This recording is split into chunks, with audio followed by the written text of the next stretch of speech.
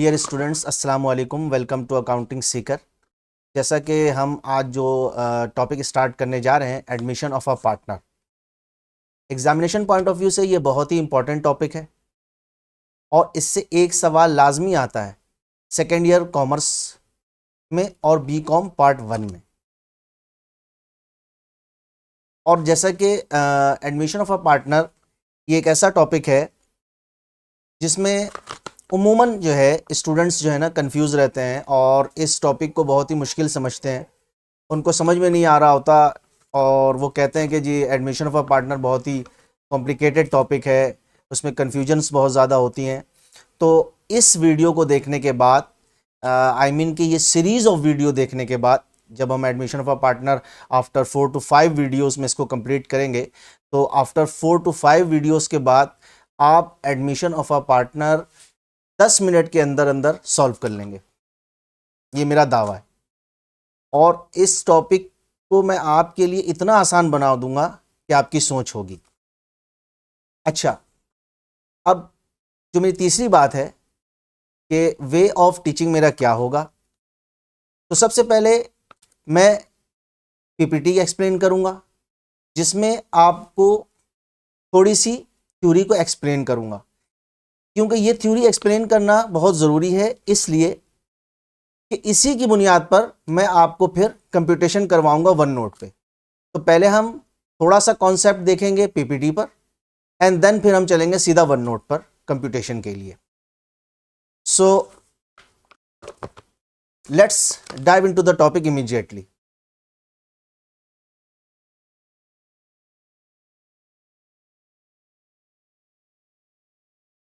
तो जैसा कि हमारा टॉपिक है एडमिशन ऑफ अ पार्टनर, तो सबसे पहले हम ये देखते हैं कि how many methods are there through which a partner can be admitted.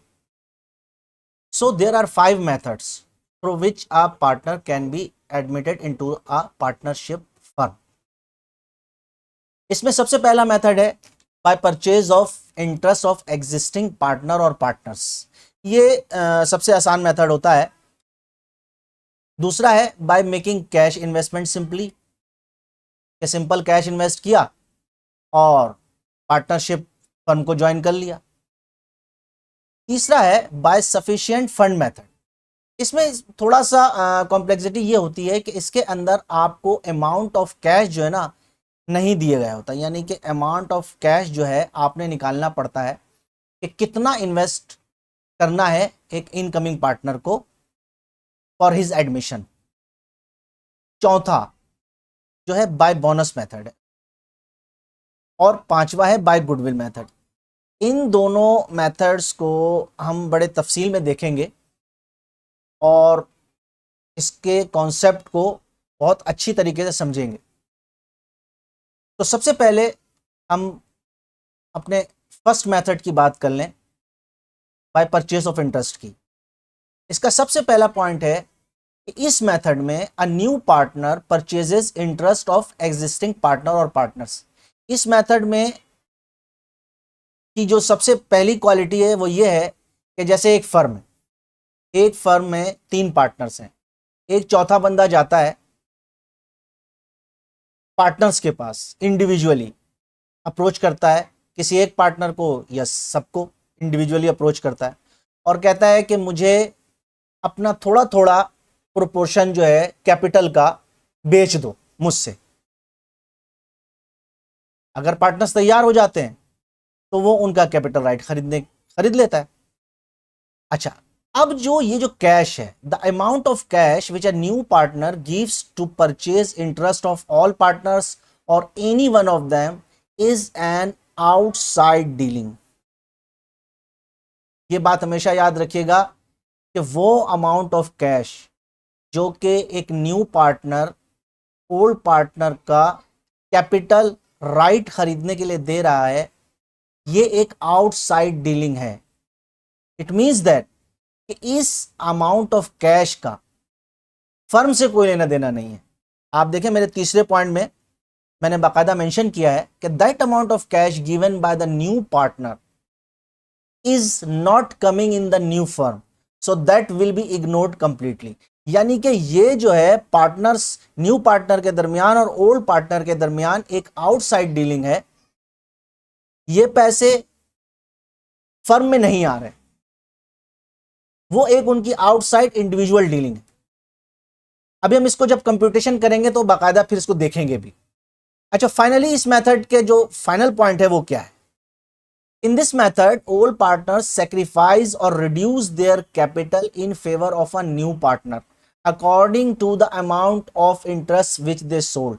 इसमें क्या होता है कि जितना इंटरेस्ट ओल्ड पार्टनर्स ने न्यू पार्टनर को बेचा होता है पैसों के एवज, वो उतने इंटरेस्ट से अपना कैपिटल बैलेंस रिड्यूस कर लेता है और वो कैपिटल बैलेंस ट्रांसफर हो जाता है इन favour of a new partner. तो अब हम इसको क्वेश्चन में देखते हैं, सबसे पहले मेथड को। तो हमारा क्वेश्चन है, ये हमारा प्रॉब्लम है, Hashim, Nizam and Majid were partners of fashion garment having their balance sheet as under. यानी ये तीन पार्टनर्स हैं, हाशिम, निजाम और माजिद, और इनका जो बैलेंस शीट है, फैशन गारमेंट इनके कारोबार का नाम है, ठीक है। यानी कि ये जो है मैं कह लूं कि ये एक एग्जिस्टिंग फर्म है। अभी अभी के केस में ये एक एग्जिस्टिंग फर्म है, ठीक है। अब मजीद क्वेश्चन पढ़ते हैं हम। आगे हम देखते हैं, their profit and loss shares are 532। They agreed to admit Rahim as a new partner under each of the following cases separately. सबसे पहला केस ही यही है, by purchase of interest. Rahim purchase 1/5 interest of Hashim for ₹9,000। देखिए, रहीम जो एक न्यू पार्टनर है ना, वो परचेज कर रहा है 1/5 इंटरेस्ट, किसका? हाशिम का। कितने रुपए में? 9,000 रुपए में। एंड 1/4 इंटरेस्ट ऑफ निजाम, और निजाम का 1/4 इंटरेस्ट खरीद रहा है कितने में? 12,000 रुपए में। तो सबसे पहली बात कि ये आपके एमसीक्यूज में भी आ सकता है कि इस 9,000 का और इस 12,000 का फर्म से कोई भी लेना देना नहीं है। यानी इसको हम फर्म की अकाउंटिंग करते वक्त कंप्लीटली इग्नोर कर देंगे, ये पैसे फर्म में आ रही नहीं है। अब तो हम चलकर इसकी कंप्यूटेशन देखते हैं बाकायदा। Now we are all set here for solving this problem. जैसा कि हम इस प्रॉब्लम को डिस्कस कर रहे थे, तो ये हमारी एग्जिस्टिंग फर्म है फैशन गारमेंट, और ये इसकी बैलेंस शीट हमें गिवन है। तो सबसे जो पहला है रिक्वायरमेंट ए, जो कि बाय परचेज ऑफ इंटरेस्ट का मेथड है, तो इसमें हमें ये कंप्यूटेशन करनी थी कि रहीम ने परचेज किया है 1/5 interest of Hashim for ₹9,000 and 1/4 interest of Nizam for ₹12,000। तो इसकी कंप्यूटेशन में हम सबसे पहले ये देखेंगे, रहीम परचेजेस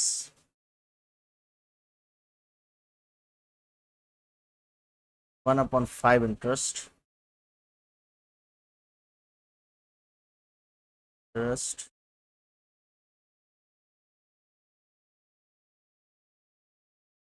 ऑफ हाशिम।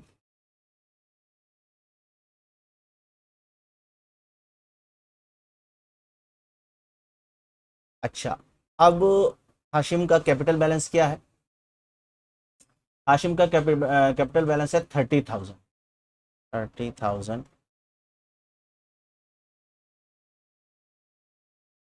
अपॉन 1/5, तो ये आ जाएगा ₹6,000।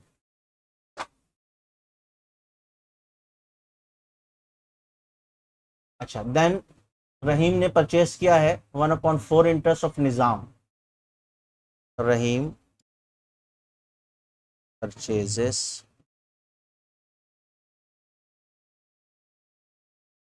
1/4 इंटरेस्ट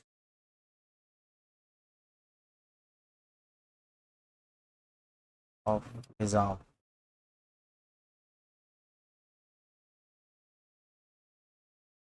निज़ाम का कैपिटल बैलेंस क्या है?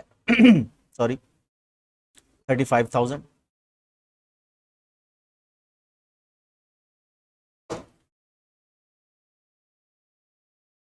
upon 1 upon 4, so it will be 1000 upon 4, 8750.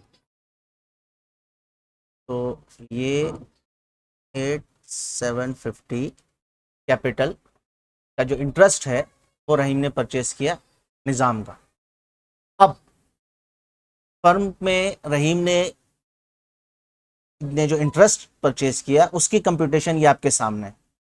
Then हम क्या करेंगे कि जैसा कि हमने इसमें पढ़ा था कि इसमें ये होता है कि जितना इंटरेस्ट ओल्ड पार्टनर्स ने न्यू पार्टनर को बेचा होता है उस अमाउंट से वो अपना कैपिटल बैलेंस रिड्यूस कर लेता है और न्यू पार्टनर के फेवर में वो अपने उस अमाउंट को सरेंडर कर देता है। अब जितना उसने बेचा है, अब देखिए ये हम इसकी जनरल एंट्री बनाएंगे रिक्वायरमेंट ए की कि सबसे पहले हाशिम ने जो है 6000 कैपिटल बैलेंस अपना बेच दिया है रहीम को, तो हाशिम कैपिटल डेबिट हो जाएगा 6000 से, और निज़ाम ने भी अपना कैपिटल बैलेंस बेचा है,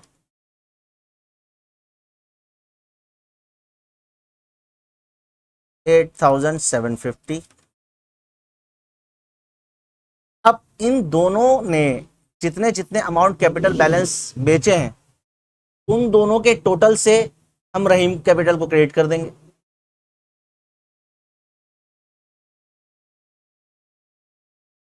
रहीम कैपिटल क्रेडिट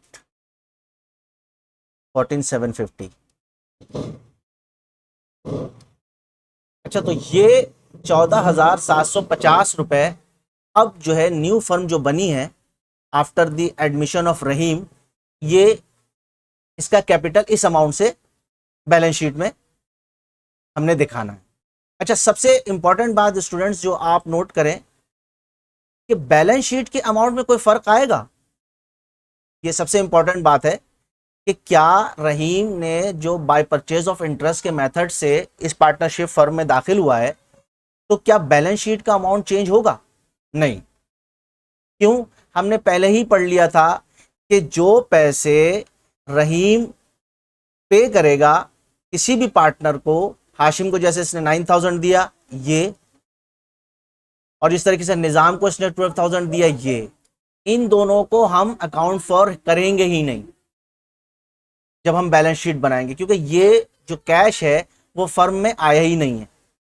तो फर्म की जो बैलेंस शीट है will remain same with respect to amount but not with respect to the data और एलिमेंट्स, बिकॉज क्योंकि जो रहीम है वो ऐड हो चुका है जिसका कैपिटल बैलेंस हमारा 14750 बन रहा है, तो हम यहां पर एक न्यू पार्टनर को ऐड करेंगे,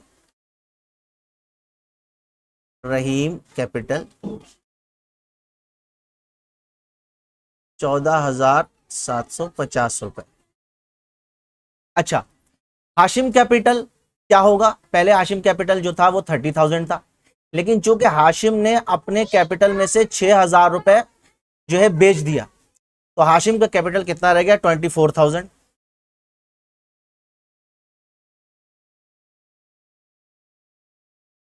निजाम ने 8750 रुपए अपना कैपिटल बेचा है और निजाम का कैपिटल बैलेंस है 35,000।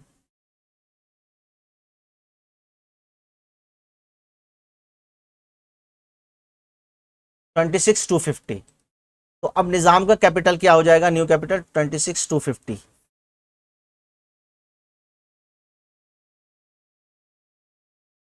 और Majid, what about Majid capital? Majid के कैपिटल के साथ क्या होगा? क्योंकि माजिद ने अपना इंटरेस्ट बेचा ही नहीं है रहीम को, तो माजिद का कैपिटल सेम रहेगा 20,000 से।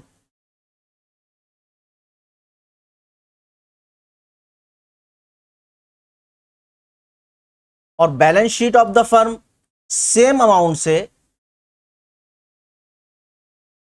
बैलेंस हो जाएगी और वो है हमारा 1,00,000 रुपए। आप कैलकुलेशन कर लीजिएगा।